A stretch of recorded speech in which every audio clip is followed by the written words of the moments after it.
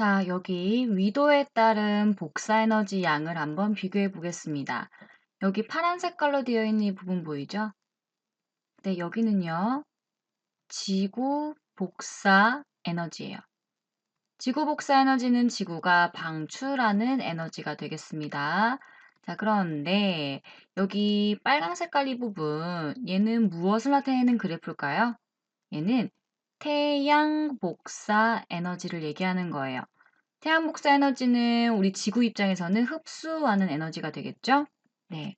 그러면 각 위도별로 한번 비교를 해볼게요. 자, 여기에서 위도 부분, 저위도 부분입니다. 저위도는 흡수하는 양이 방출하는 양보다 많기 때문에 에너지 과잉이 일어나고요.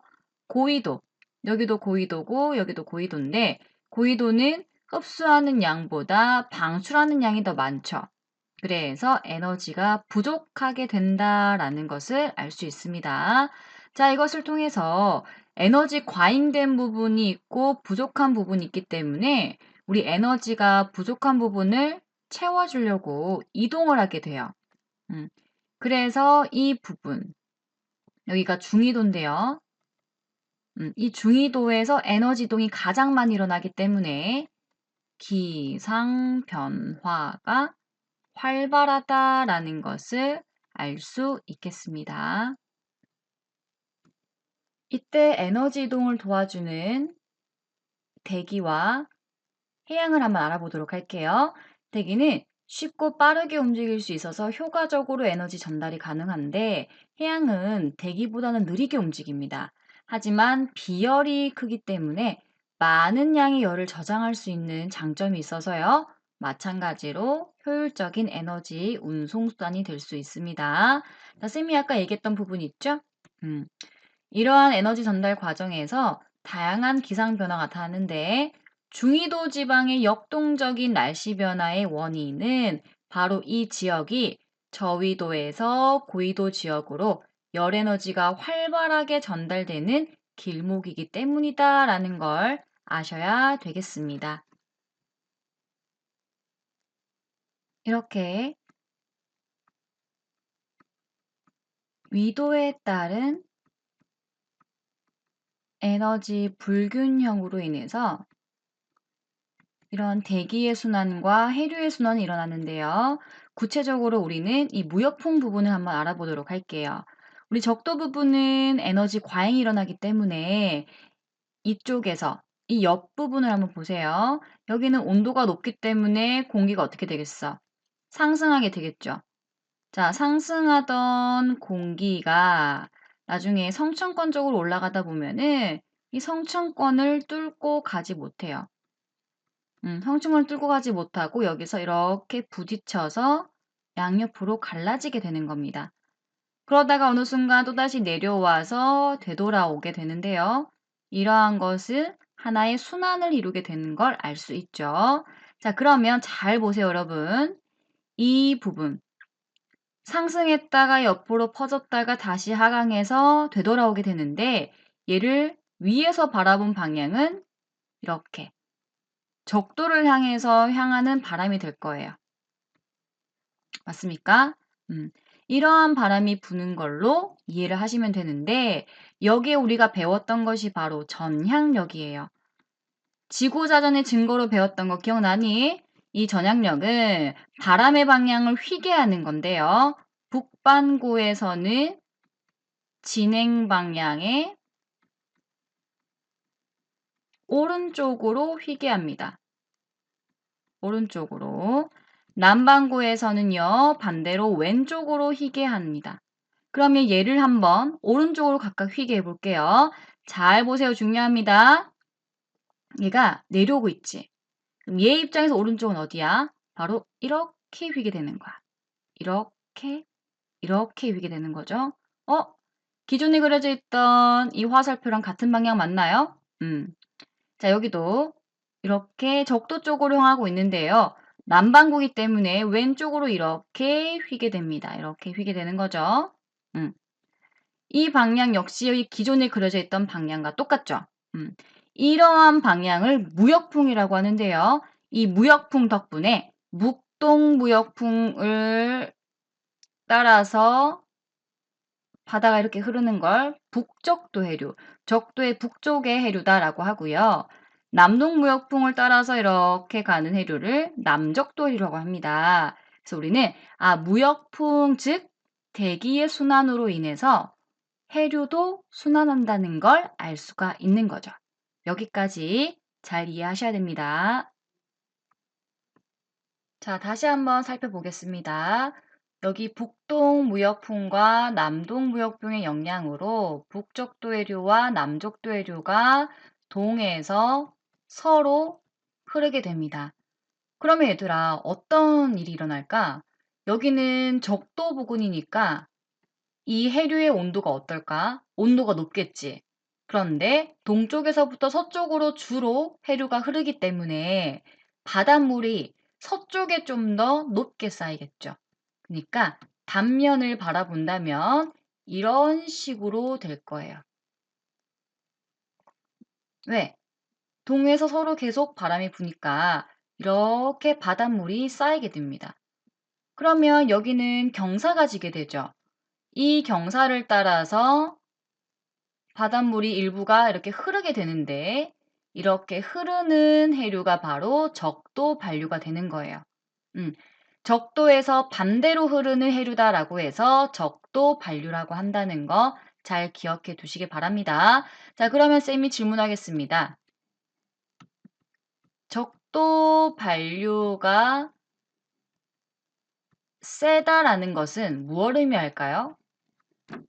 얘는 무역풍이 세서 동해에서 서로 바닷물이 많이 이동하죠. 따라서 경사가 크다는 걸까요? 작다는 걸까요? 그렇죠. 경사가 크다라는 걸 의미하는 거예요. 여기 경사가 크면 클수록 적도 반류가 세진다라는 것도 잘 기억해 두시기 바랄게요. 자, 이것이 우리가 그 다음에 배우게 될 엘니뇨랑 관련이 있습니다. 엘니뇨랑 관련이 있으니까 잘 기억해 두시기 바랍니다. 그러면 이 그림을 한번 살펴보도록 합시다. 평년의 상태예요. 정상 상태를 얘기하는 건데 이 무역풍의 영향으로 해수면이 기울어지게 되죠. 그래서 적도 반류가 이렇게 흐르게 됩니다. 적도 반류가 흐르게 되는데요. 자, 얘들아, 문제는 경사가 이렇게 지다 보니까 이쪽 부분은 상대적으로 바닷물이 적지. 그러면 얘를 채우기 위해서 저기 지하 수심이 깊은 곳에서부터 아주 차가운 해수가 위로 올라오게 되는 거야. 이것을 우리는 용승이라고 얘기합니다. 용승. 차가운 해수가 위로 많이 올라오게 되는데 이러한 현상이 평균적으로 잘 일어나는 형태가 있었어요. 그런데 엘니뇨 현상 때는 뭐냐면 지금 차이가 뭐야? 뭔가 구름의 위치가 바뀌어 있지. 자, 예를 한번 설명해 줄게요. 따뜻한 적도 부근의 해류가 동해에서부터 서로 쭉쭉쭉쭉 이동했어요. 그러면 온도를 비교해 보면 서태평양 쪽이 온도가 좀 더 상대적으로 높겠지. 얘는 차가운 해수의 용승으로 인해서 온도가 상대적으로 낮아요. 자, 우리가 온도가 높은 곳에서는 무엇이 일어납니까? 그렇죠. 증발이 많이 일어나니까 결국에는 구름도 많이 일어나게 되고요. 구름이 많은 만큼 강수량도 많게 되겠죠. 그래서 원래 평균적으로는 서태평양의 온도가 높기 때문에 비가 많이 오는 현상으로 이루어지고 있었어. 현상으로 이루어지고 있었는데, 자, 엘니뇨 때는 특징이 무역풍이 약화된다는 걸 꼭 알아야 돼. 무역풍이 약화되는 시기가 바로 엘니뇨 시기가 되는 거예요. 자, 그럼 어떠한 변화가 있을까? 무역풍이 약하기 때문에 이 따뜻한 표면의 해류를 동에서부터 서로 확실하게 보내지 못하겠지. 그러니까 경사도 그만큼 작을 것이고 따뜻한 물이 저기 중앙까지 존재한다는 거죠. 그러면 평균에 비해서 이 중앙에 있는 부분도 온도가 높으니까 증발이 많이 일어나고 구름도 많이 일어나게 되고요. 강수가 많이 일어나게 되는 거예요. 그러면 상대적으로 평균보다는 엘니뇨 때 이 서태평양 지역의 사람들은 어떻다고 느낄까요? 좀 가뭄이 있네라고 느낄 거예요. 맞나요? 그리고 동태평양 사람들은 어떻게 느낄까? 용승이 줄어들었네라고 알 수 있겠죠. 이러한 변화가 생긴다는 걸 아셔야 됩니다. 자, 그럼 반대로 라니냐도 한번 보도록 할게요. 자, 라니냐를 보면요. 평소보다 동풍이 굉장히 강한 거야. 그래서 경사가 눈에 띄게 보이고 따뜻한 해류가 확실하게 서쪽에 있는 거예요. 서쪽에 있어서 이 서쪽은 평균보다 더욱더 많은 비가 내리고 동쪽은 더욱더 강한 용승이 일어나게 되는 거죠. 강한 용승이 일어나게 됩니다. 그래서 이러한 현상들, 엘니뇨와 라니냐, 이러한 현상들은 바로 이러한 기상 변화에 의해서 해류도 바뀐다라는 거.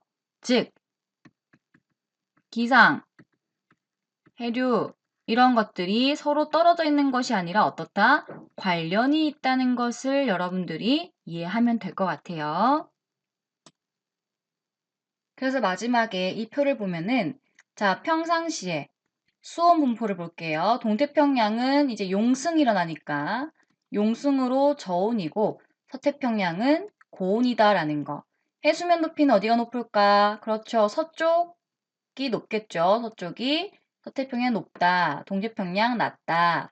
자, 기압 분포 보겠습니다. 따뜻한 쪽에서 우리 공기가 상승 기류가 생기다 보니까 이 밑에는 상대적으로 무슨 기압이 될까요? 저기압이 되겠죠?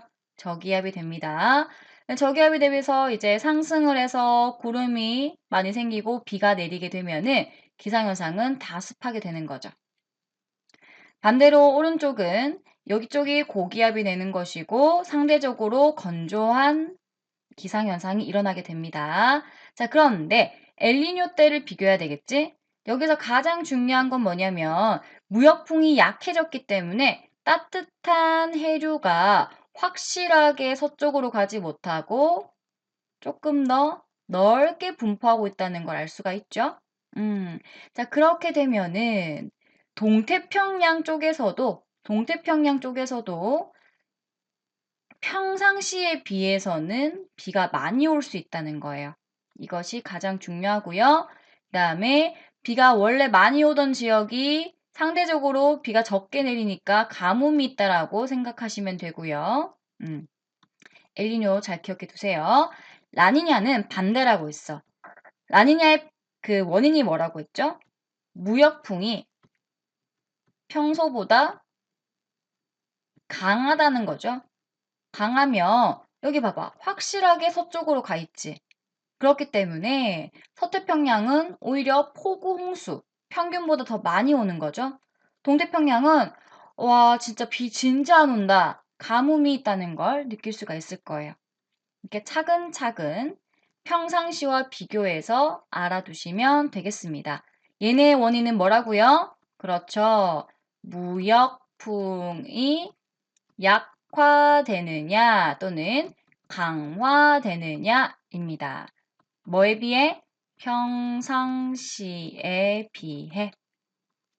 약화될 때는 엘니뇨, 강화될 때는 라니냐 이렇게 이해하시면 되겠습니다. 수업 시간에 이해 안 되는 부분을 추가적으로 질문해 주시면 감사하겠습니다. 수고하셨습니다.